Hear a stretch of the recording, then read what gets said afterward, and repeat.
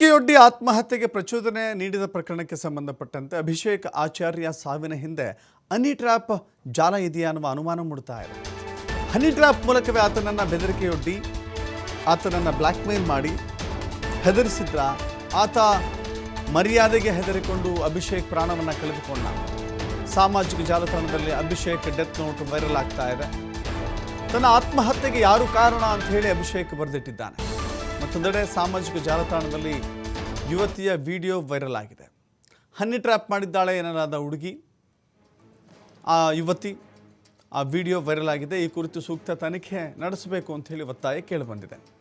ಕ್ರಮ ಯಾಕೆ ತೆಗೆದುಕೊಂಡಿಲ್ಲ, ಯಾಕೆ ಕ್ರಮ ನಡೆಯುತ್ತಿಲ್ಲ ಅಂಥೇಳಿ ವಿಶ್ವಕರ್ಮ ಸಂಘಟನೆ ಆಕ್ರೋಶವನ್ನು ವ್ಯಕ್ತಪಡಿಸಿದೆ.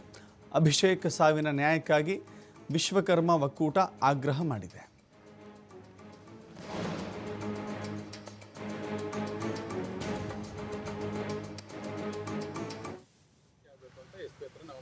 ಮನವಿ ಮಾಡಿ ಅವರನ್ನು ಏನೇನಾಗಿದೆ ಅದನ್ನು ಸ್ವಲ್ಪ ಹೇಳಿಕೆ, ಡೆತ್ ನೋಟಲ್ಲಿ ಇದ್ದ ವಿಷಯಗಳನ್ನು ನಾವು ಹೇಳಿಕ್ಕೆ ಬಂದ. ಇದು ನೋಡುವಾಗ ಒಂದು ಹನಿ ಟ್ರ್ಯಾಪ್ದು ಗ್ಯಾಂಗ್ ಥರನೇ ಕಾಣ್ತಾ ಇದೆ. ಯಾರು ಹುಡುಗಿ ಅವರು ಕೂಡ ಹೇಳಿದ್ರು, ಅದು ಇದು ಮಾಡಿರೋದು ನೋಡಿದ್ರೆ ಅವ್ನಿಗೆ ಯಾವ ರೀತಿ ಇವರು ಚಿತ್ರಹಿಂಸೆ ಕೊಟ್ಟಿದ್ದಾರೆ ಅನ್ನೋದನ್ನು 2 ದಿನ ಕೂತ್ಕೊಂಡು ಬರ್ತಿದ್ದಾರೆ, ಒಂದಿನದಲ್ಲ. ನಾವು ಆಲೋಚನೆ ಮಾಡೋದು ಸ್ವಲ್ಪ ಏನಂತಂದರೆ, ಒಬ್ಬ ಸಾಹೇಬನೇ ನಮ್ಮ ವಿಶ್ವಕರ್ಮ ಒಕ್ಕೂಟದ ಕಚೇರಿಗೆ ಬಂದಿದ್ರು. ಅವ್ರ ಮನೆಯಿಂದ ಒಂದು 10-25 ಅವರ ಫ್ರೆಂಡ್ ಸರ್ಕಲ್ನವರು, ಮನೆಯವರು, ಸಂಬಂಧವರು ಎಲ್ಲರೂ ಬಂದು ವಿಷಯವನ್ನು ಹೇಳಿದ್ರು ನಮಗೆ. ನಿಜವಾಗಿ ನಮ್ಮ ಸಮಾಜಕ್ಕೆ ಹೇಳೋದು, ಹಿಂದೂ ಸಮಾಜ ಆಗಲಿ ಯಾವುದೇ ಸಮಾಜ ಆಗಲಿ, ಈ ರೀತಿ ಒಂದು ಅನ್ಯಾಯ ಆಗ್ತದೆ ಅಂತಂದರೆ ಎಲ್ಲಿ ತನಕ ಬಂತು ಇವಾಗ ಸಮಾಜ. ಮಾಡ್ತಾಯಿದ್ದಾರೆ, ಹನಿ ಟ್ರ್ಯಾಪ್ ಮಾಡ್ತಾರೆ. ಈಗ ಹುಡುಗಿಯರೇ ಹನಿ ಟ್ರ್ಯಾಪ್ ಮಾಡ್ಲಿಕ್ಕೆ ಶುರು ಮಾಡಿಬಿಟ್ರೆ ನಾವು ಬದುಕೋದು ಹೇಗೆ? ಯಾರಾದರೂ ಒಬ್ಬ ಲವ್ ಮಾಡೋದು ತಪ್ಪ? ಈಗ ಅಭಿಷೇಕ್ ಆಚಾರ್ಯ ಎಂಬ ಹುಡುಗ ಹಿಂದಿನ ಗುರುವಾರ ಸಂಜೆ 5:30 ಗಂಟೆಗೆ ಉಡುಪಿಯ ಬೆಳ್ಮಣ್ಣ ಸೂರ್ಯ ಲಾಡ್ಜಲ್ಲಿ ಏನು ಹೇಳ್ತಾರೆ, ಸೂರಜ್ ಲಾಡ್ಜಲ್ಲಿ ಒತ್ತಾಯಪೂರ್ವಕವಾಗಿ ಒಂದು ಹಿಂಸೆಯಿಂದ ಒಳಗಾಗಿ ಒಂದು ಆತ್ಮಹತ್ಯೆ ಮಾಡುವಂಥ ವಿಚಾರ. ಇದು ಮುಖ್ಯವಾಗಿ ಇದು ಹನಿ ಟ್ರ್ಯಾಪ್ ಹಾಗೂ ಪ್ರಚೋದನೆ ಮಾಡಿ ಆತ್ಮಹತ್ಯೆ ಮಾಡುವಂಥ ವಿಚಾರ. ಇದಕ್ಕೆ ನಾವು ವಿಶ್ವಕರ್ಮ ಸಮಾಜದ ನಾವು ತುಂಬ ದೊಡ್ಡ ಮಟ್ಟದಲ್ಲಿ ನಾವು ಖಂಡಿಸ್ತೇವೆ. ಹಾಗೂ ನೋಡಿ, ಈ ಒಂದು ವಿಚಾರ, ಈ ಒಂದು ತನಿಖೆ ಕೂಡ ನಾವು ಹೇಳೋದು ಹಿಂದಿನಿಂದ ಹೇಳ್ಬೋದು. ಈಗ ಗುರುವಾರ ಸಂಜೆ 5:30 ಗಂಟೆಯಿಂದ ಸಾಧಾರಣ 10:30 ಗಂಟೆಯವರೆಗೂ ಕೂಡ ಆ ಹುಡುಗನ ಆ ಬಾಡಿಯನ್ನು ಅಲ್ಲೇ ಇಟ್ಟುಕೊಂಡು ಮರುದಿವಸ 1:30 ಗಂಟೆವರೆಗೂ ಕೂಡ ಪೋಸ್ಟ್ಮಾರ್ಟಮ್ ಮಾಡಿರೋದಿಲ್ಲ. ಯಾಕೆಂತ ಹೇಳಿದ್ರೆ ಆ ಒಂದು 7 ಪುಟಗಳ 2025ಗೆ ಬೆಳ್ಮಣ್ಣಲ್ಲಿ ಸೂರಜ್ ಕಂಫರ್ಟ್ಸ್ ಅಂತ ಒಂದು ಲಾಡ್ಜಲ್ಲಿ ಅಭಿಷೇಕ್ ಎಂಬವರು, ನಿಟ್ಟೆ ಗ್ರಾಮ ಮೂಲದವರು, 25 ವಯಸ್ಸಿನವರು, ಸೂಯಿಸೈಡಲ್ ಹ್ಯಾಂಗಿಂಗಲ್ಲಿ ಡೆತ್ ಆಗಿದ್ದಾಗೆ ನಮಗೆ ಕಂಡು ಬಂದಿದೆ.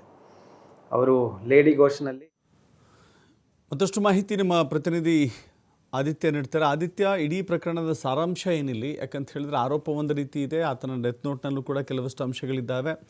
ಏನು ಮೇಲ್ನೋಟಕ್ಕೆ ಏನು ಗೋಚರವಾಗ್ತಾ ಇದೆ? ಪೊಲೀಸರು ಈ ಬಗ್ಗೆ ಏನು ಹೇಳ್ತಿದ್ದಾರೆ? ದಶರಥ್, ಹೌದು, ಈ ಪ್ರಕರಣವಾಗಿ ಸಾಕಷ್ಟು ದಿನಗಳು ಕಳೆದಿದೆ ಆತ್ಮಹತ್ಯೆ ಮಾಡಿಕೊಂಡು. ಮತ್ತು ಇದರ ಸುತ್ತಮುತ್ತ ಹನಿ ಟ್ರ್ಯಾಪ್ ಜಾಲದ ಒಂದು ಬಹಳ ಗಂಭೀರವಾದ ಆರೋಪ ಕೇಳಿ ಬರ್ತಾ ಇದೆ. ಏನು ಅಭಿಷೇಕ್ ಒಂದು ಡೆತ್ ನೋಟ್ ನಲ್ಲಿ ಆ ಒಂದು ಯುವತಿಯ ಬಗ್ಗೆ ಉಲ್ಲೇಖ ಮಾಡಿ, ಆಕೆ ಮತ್ತು ಆಕೆಯ ಸ್ನೇಹಿತರು ನನ್ಗೆ ಈ ತರ ಹನಿ ಟ್ರ್ಯಾಪ್ ಮಾಡಿದ್ದಾರೆ, ಸಾಕಷ್ಟು ಹಣವನ್ನ ವಸೂಲಿ ಮಾಡಿದ್ದಾರೆ, ಕೇವಲ ನಾನ್ ಮಾತ್ರ ಅಲ್ಲ ಇದರಲ್ಲಿ ಬೇರೆ ಕೂಡ ಸಂತ್ರಸ್ತ ಇದ್ದಾನೆ ಅನ್ನುವಂತ ರೀತಿಯಲ್ಲಿ ಹೇಳಿ ಆತ ಸೂಸೈಡ್ ಮಾಡ್ಕೊಂಡಿದ್ದ. ಇದಾದ ಬಳಿಕ ಅದಕ್ಕೆ ಸಂಬಂಧಪಟ್ಟಂತ ಒಂದಿಷ್ಟು ಆ ಯುವತಿಯ ಖಾಸಗಿ ವಿಡಿಯೋಗಳು ಮತ್ತು ಈತನ ಡೆತ್ ನೋಟ್ ಮತ್ತು ಒಂದಿಷ್ಟು ಚಾಟಿಂಗ್ ಲಿಸ್ಟ್ ಏನಿತ್ತು, ಇದು ಸಾಮಾಜಿಕ ಜಾಲತಾಣದಲ್ಲಿ ತೀವ್ರ ವೈರಲ್ ಆಗಿ ಇದೀಗ ಅನೇಕ ಜನ ಯಾಕೆ ಈ ಯುವತಿಯನ್ನ ಬಂಧನ ಮಾಡ್ತಾ ಇಲ್ಲ ಮತ್ತು ಯಾಕೆ ಅವರ ಹಿಂದೆ ಇರುವಂತಹ ತಂಡಗಳನ್ನ ಬಂಧನ ಮಾಡ್ತಾ ಇಲ್ಲ ಅನ್ನುವಂತಹ ರೀತಿಯಲ್ಲಿ ಪೊಲೀಸರ ವಿರುದ್ಧ ಸಾಕಷ್ಟು ಆಕ್ರೋಶವನ್ನ ವ್ಯಕ್ತಪಡಿಸ್ತಾ ಇದ್ದಾರೆ.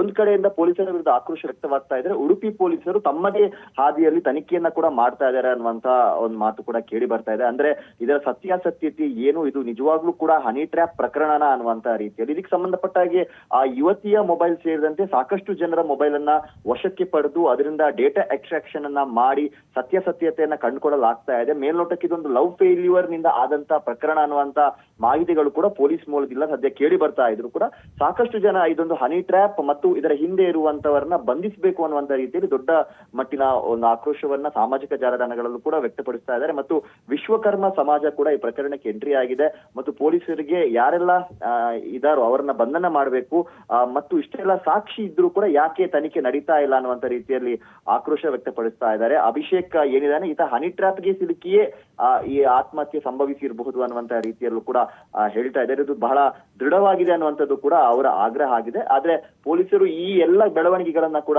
ಗಮನಿಸ್ತಾ ಇದ್ದಾರೆ. ಸೊ ನಾಳೆ ಇದರ ಬಗ್ಗೆ ಸಂಪೂರ್ಣವಾದ ಮಾಹಿತಿಯನ್ನ ಉಡುಪಿ ಜಿಲ್ಲಾ ಪೊಲೀಸ್ ವರಿಷ್ಠಾಧಿಕಾರಿಗಳು ನೀಡಲಿಕ್ಕಿದ್ದಾರೆ. ಪ್ರಮುಖವಾಗಿ ಆ ಯುವತಿಯ ಮೊಬೈಲ್ ಆಗಿರ್ಬೋದು, ಅಭಿಷೇಕ್ ಮೊಬೈಲ್ ಆಗಿರ್ಬೋದು, ಮತ್ತು ಯಾರದ್ದೆಲ್ಲ ಇಲ್ಲಿ ಹೆಸರುಗಳು ಉಲ್ಲೇಖವಾಗಿದೆಯೋ ಅವರೆಲ್ಲರ ಮೊಬೈಲ್ ಗಳನ್ನ ಎಕ್ಸ್ಟ್ರಾಕ್ಷನ್ ಮಾಡಲಾಗ್ತಾ ಇದೆ. ಅದರಲ್ಲಿರುವಂತ ಫೋಟೋ, ವಿಡಿಯೋಗಳು ಮತ್ತು ಈ ಯುವತಿಯ ಬ್ಯಾಂಕ್ ವಹಿವಾಟು ಮತ್ತು ಅಭಿಷೇಕ್ ಬ್ಯಾಂಕ್ ನಿಂದ ಆಕೆಯ ಖಾತೆಗೆ ಎಷ್ಟೆಲ್ಲ ಹಣ ವರ್ಗಾವಣೆ ಆಗಿದೆ, ಅದು ರಿಟರ್ನ್ ಬಂದಿದೆಯಾ ಅಥವಾ ಕೇವಲ ಆಕೆಯ ಅಕೌಂಟಿಗೆ ಮಾತ್ರ ಹೋಗಿದೆಯಾ, ಈ ಎಲ್ಲ ಆಯಾಮಗಳಲ್ಲೂ ಕೂಡ ಈಗ ತನಿಖೆ ನಡೀತಾ ಇದೆ. ನಾಳೆ ಇದಕ್ಕೊಂದು ಸ್ಪಷ್ಟ ಚಿತ್ರಣವನ್ನ ಉಡುಪಿ ಪೊಲೀಸ್ ಇಲಾಖೆ ನೀಡಲಿಕ್ಕಿದೆ. ದರ್ಶನ, ಥ್ಯಾಂಕ್ ಯು ಆದಿತ್ಯ ನಿಮ್ಮೆಲ್ಲ ಮಾಹಿತಿಗೆ.